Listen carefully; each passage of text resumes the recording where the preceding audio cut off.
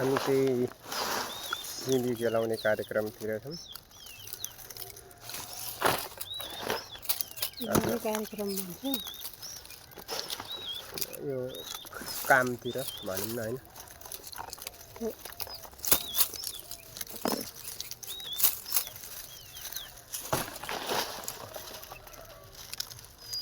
सिमी चाहिँ यो सालको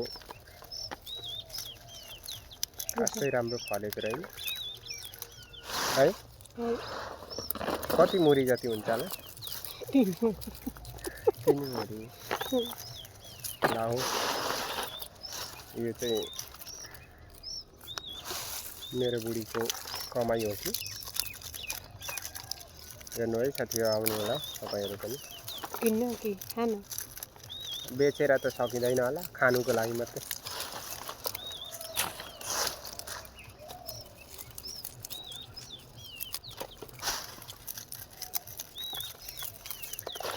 आजको दिन चाहिँ यसरी नै बितिरहेको छ